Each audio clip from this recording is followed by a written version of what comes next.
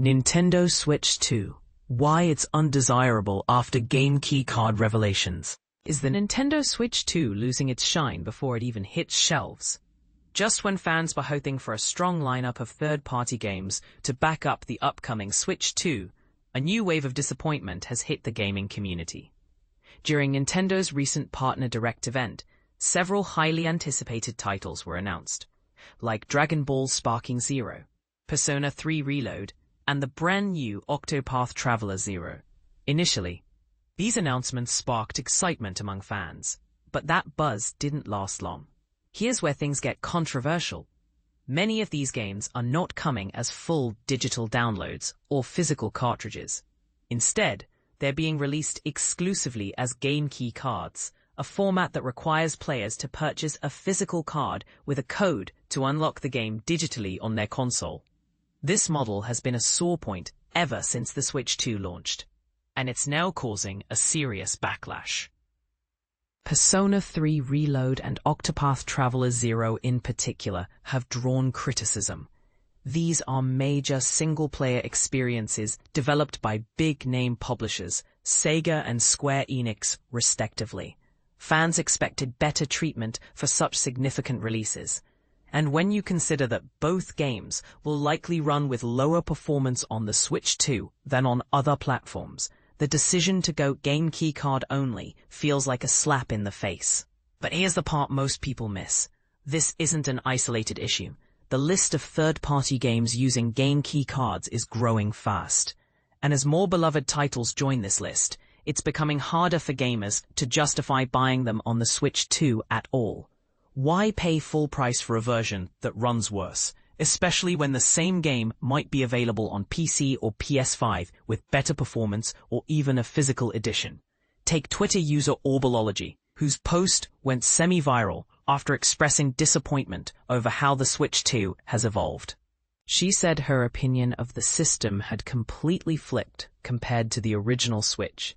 In her words, there's little reason to buy third-party games on the Switch 2 anymore, especially with alternatives like the Steam Deck offering superior performance for PC ports. Her sentiment echoes what many are beginning to feel. And let's talk about pricing for a second. Sega is charging full price for a 2-year-old game like Persona 3 Reload, despite the fact that it'll offer a subpar experience on Switch 2 hardware. How does that make sense to anyone?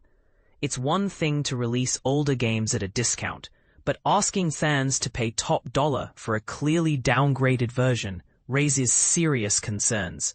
At this point, it's unclear just how much these game key cards are hurting Switch 2 sales. But one thing is certain. If you care about video game preservation and want to support diverse gaming ecosystems, it may be time to reconsider whether third-party publishers are really behind the console, or if they're quietly turning their backs on it. So, what do you think? Should Nintendo be doing more to ensure third-party developers treat the Switch 2 with the respect it deserves?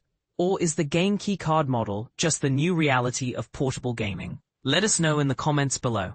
Falcom president talks 20 years of Trails in exclusive interview, from Wise to Beyond the Horizon. Trails fans, brace yourselves. The journey of this legendary series is far from over, and the story behind its growth is truly astonishing. What started as a small project has expanded into a sprawling universe spanning over 2 decades, defying all initial expectations. But here's where it gets controversial. How did a series originally planned as a trilogy become a multi-part saga that now links continents, political upheavals, and technological leaps?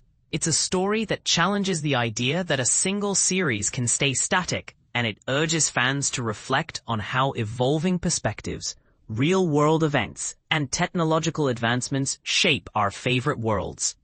In our extensive interview with Falcom's president, Toshihiro Kondo, the scope of Trails is explored deeply, from its roots in pixel art to the polished, modern narrative it embodies today. Fans of the franchise will find it fascinating to see how characters like Van, Reen, and Kevin are woven together across multiple countries, each reflecting real societal themes and political tensions. And if you think the storytelling is complex now, just wait. Kondo's insights reveal how the series has been carefully crafted to intertwine stories from Erebonia, Liberl, and Calvard, while still maintaining a manageable cast. Interestingly, the series' commitment to turn-based gameplay isn't just nostalgia. It's a deliberate choice rooted in storytelling philosophy. Kondo explains how the mechanics allow players to savor the narrative at their own pace, which is a crucial part of Trail's identity. At the same time, the series has experimented with faster, more dynamic combat systems, like the hybrid approach introduced in Trails Through Daybreak, and now, with Trails Beyond the Horizon, a refined action system that balances speed with strategic depth. And this evolution isn't just about gameplay. It's about making the world more alive and immersive. But perhaps the most intriguing part of the discussion zooms out to the hardware itself. The upcoming Switch 2 isn't just a new console. It's a game-changer in how Trails can be experienced. Kondo emphasizes how improved specs will allow for more ambitious designs, smoother action sequences, and richer worlds, paving the way for future installments to push boundaries even further. And here's the kicker. NIS America's representatives confirmed that Trails Beyond the Horizon will be the series' debut on the Switch 2, with some strategic choices like releasing a digital-only card aimed at benefiting players eager to jump into this world on the new hardware. So, as we look at this epic series evolving before our eyes, one thing is clear. The adventure is only just beginning. The story's growth, technological advancements, and character complexities remind us that even long-standing series can keep surprising us. And perhaps it raises a provocative question. How far can a franchise evolve before it ceases to resemble what it once was? Are you ready for the next chapter? Or do you think some classics should stay untouched? Drop your thoughts in the comments. This journey has plenty of room for debate. Madeline Dorroh shines as Jorda the Shadow Eater in Trails Beyond the Horizon, English preview clip. Imagine stepping into a world where the shadows themselves hold secrets and power. That's exactly what you'll experience with Madeline Dorroh's portrayal of Jorda, the Shadow Eater, in the latest clip from The Legend of Heroes, Trails Beyond the Horizon. Publisher NIS America has just released an exciting new English clip for this highly anticipated RPG, developed by Nihon Falcom. This clip not only showcases Madeline Dorroh's impressive performance, but also hints at the deeper role Jorda will play in the upcoming game. Jorda, who first appeared in Trails Through Daybreak 2, takes on an even more pivotal role in Trails Beyond the Horizon, making her a character to watch closely. But here's where it gets controversial.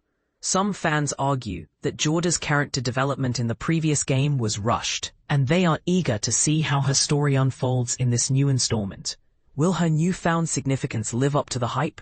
Only time will tell. Amidst the buzz on social media about the return of beloved English voice actors, this dedicated clip has certainly piqued the interest of fans. The game has also received a comprehensive set of introductory character profiles and screenshots, along with a primer designed specifically for newcomers to the franchise. You can explore these resources to get a head start on the story and characters. Check out the latest English clip for The Legend of Heroes. Trails Beyond the Horizon below, about The Legend of Heroes. Trails Beyond the Horizon. Trails Beyond the Horizon continues the saga after the events of Trails Through Daybreak 2, as Calvard prepares to embark on Operation Startaker, a monumental space exploration initiative led by the nation's 23rd president, Roy Gramhart. This ambitious program aims to launch communication satellites into orbit using Orbital rockets, with the ultimate goal of achieving human space travel and addressing environmental crises from a higher perspective. This entry introduces 3 selectable protagonist routes, similar to Trails into Reverie, and somewhat akin to Trails Through Daybreak 2. Van Arkwright, Reen Schwarzer, and Kevin Graham each lead their own routes, offering players a variety of storylines and experiences. Combat in Trails Beyond the Horizon receives another overhaul, refining the real-time and turn-based hybrid system introduced in previous entries. The new Awakening system is a game-changer, allowing characters like Van to transform into his Grendel form and Dominions to activate their Stigma abilities during battle. And this is the part most people miss. The Awakening system not only adds depth to combat, but also enhances the strategic elements, making battles more dynamic and engaging. The Legend of Heroes: Trails Beyond the Horizon is set to launch in the West on January 15, 2026, for PlayStation 4, PlayStation 5, Nintendo Switch, Nintendo Switch 2, and PC via Steam. Fans are eagerly awaiting this release, and for good reason. The game promises to deliver an immersive experience with rich storytelling, complex characters, and innovative gameplay mechanics. But what do you think? Will the new Awakening system and Jorda's expanded role make Trails Beyond the Horizon a must-play for fans of the series? Or do you have reservations about the direction the game is taking? Share your thoughts in the comments below, and let's discuss.